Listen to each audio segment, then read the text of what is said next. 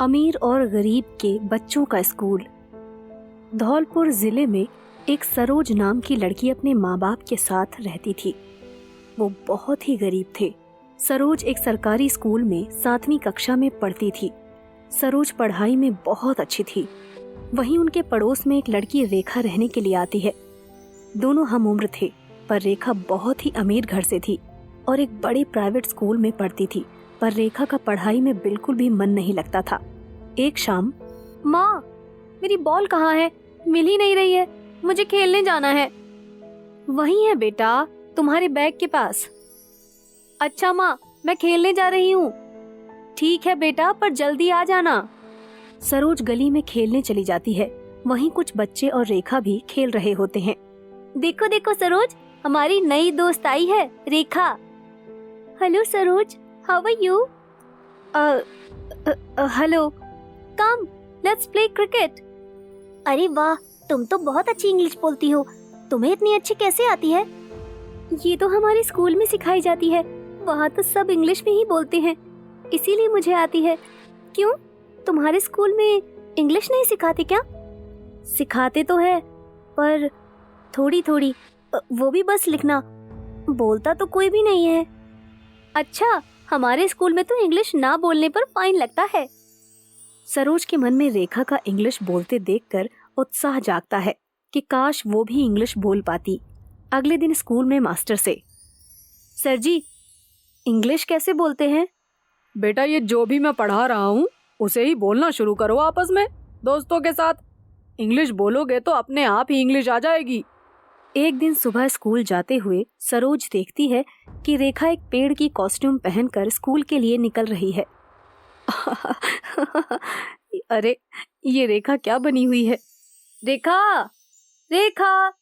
पर रेखा सुन नहीं पाती और वो स्कूल के लिए चली जाती है। शाम को खेलते समय, अरे रेखा, आज तुम स्कूल में क्या बनकर गई थी? भला स्कूल में भी कोई ऐसे जाता है क्या? अरे वो आज हमारा एनवायरमेंट कंजर्वेशन पर प्ले था, तो मुझे उसमें पेड़ बनकर जाना था और हमारी टीम प्ले कंपटीशन में फर्स्ट आई है। Play competition? ये क्या होता है? और भला इंसान पेड़ कैसे बन सकता है? हाँ, प्ले में कोई कुछ भी बन सकता है और मुझे पेड़ बनना था, तो मैंने पेड़ जैसी ड्रेस पहन ली। तुम्हारे स्कूल में भी तो कंपटीशन होते होंगे? नहीं, हमारे स्कूल में तो कभी कोई कंपटीशन नहीं हुआ। हाँ, हमारे स्कूल में तो कोई भी कंपटीशन नहीं हुआ। और क्या क्या होता है तुम्हारे स्कूल में? हमारे स्कूल में तो एनुअल फंक्शन भी होता है, प्राइज भी मिलते हैं और गेम्स भी खेलते हैं। अच्छा, और क्या क्या है तुम्हारे स्कूल में? क्या खेलने के लिए प्लेग्राउंड भी है? हाँ, हमारे स्कूल में तो बहुत बड़ा प्लेग्राउंड है, कंप्यूटर लैब है, लाइब्रेरी है और बड़े बड़े क्लासरूम हैं और हमें तो कभी कभी एजुकेशनल मूवी भी दिखाई जाती है। अरे वाह, फिर तो बहुत मजा आता होगा। हाँ, इसके स्कूल में तो बहुत मजा आता होगा। ये सब सुनकर सरोज घर जाती है और अपने पापा से कहती है, पापा, पापा, मेरा एडमिशन रेखा के स्कूल में करवा दो ना। एडमिशन? लेकिन क्यों बेटा? रेखा तो बहुत बड़े स्कूल में पढ़ती है। हाँ बेटा, रेखा बहुत बड़े स्कूल में पढ़ती है। हाँ माँ, वो बहुत बड़े स्कूल में पढ़ती है। उसके स्कूल में तो बहुत कुछ होता है।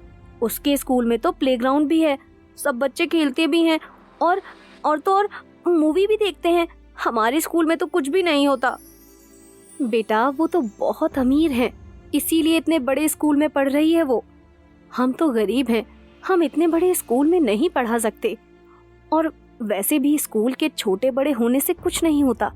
अगर पढ़ाई अच्छी हो और मन में लगन हो तो कोई भी कहीं भी पढ़ सकता है।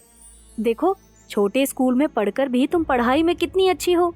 सरोज पहले तो दुखी होती है, पर कुछ सोचकर अपना मन पढ़ाई में लगा लेती है। एक दिन रेखा का बर्थडे आता है और वो सरोज को अपने घर बर्थडे पार्टी में बुलाती है। आओ सरोज, आओ। हाय रेखा, हैप्पी बर्थडे रेखा। पार्टी के दौरान रेखा और सरोज बात करते हैं। अच्छा सरोज, तो कल तुम्हारे स्कूल का लंच मेन्यू क्या है? Lunch menu? ये क्या होता है? मेरा मतलब कल तुम लंच में क्या ले जाओगी? तुम्हारे स्कूल वाले बताते होंगे ना कि लंच में क्या लाना है।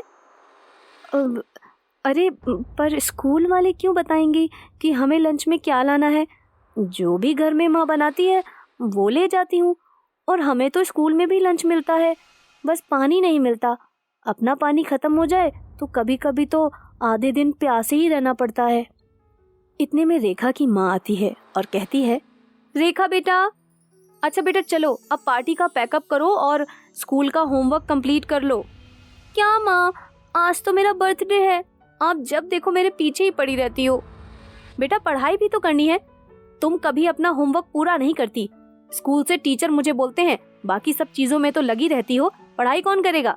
ऐसे ही कुछ साल बीत जाते हैं और अब सरोज 10th क्लास में होती है। एक दिन सरोज की क्लास में, बच्चों, सरकार ने एक योजना चलाई है, उसके तहत एक क्विज कंपटीशन होगा।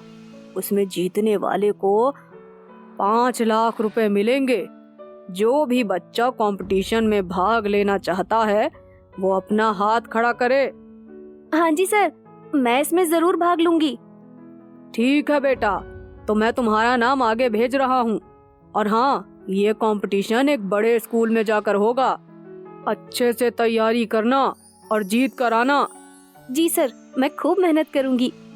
कंपटीशन के दिन सरोज और मास्टर स्कूल में जाते हैं। अरे बाप रे, ये इतना बड़ा स्कूल है। हाँ बेटा, इतना बड़ा स्कूल है ये। चलो, आज तो तुम्हें बड़ा स्कूल भी देखने को मिल गया।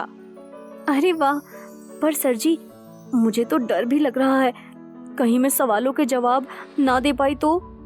नहीं बेटा, डरो मत, आराम से सोच समझ कर जवाब देना, तुम ही जीतोगी। कंपटीशन में सरोज फर्स्ट आती है और उसके बाद कंपटीशन में आए बच्चे रिफ्रेशमेंट के लिए प्लेग्राउंड की तरफ जाते हैं कि तभी, अरे सरोज, तुम यहाँ कैसे? रेखा, तो तुम इस स्कूल में पढ़ती हो? हाँ सरोज, यही है मेरा स्कूल, पर तुम यहाँ कैसे? सरोज रेखा को सारी बात बताती है और फिर, अच्छा तो क्या तुम मुझे अपना स्कूल नहीं दिखाओगी? हाँ हाँ, क्यों नहीं। रेखा एक एक करके सरोज को सब कुछ दिखाती है कि तभी, रेखा मुझे वॉशरूम जाना है, अब वॉशरूम किधर है?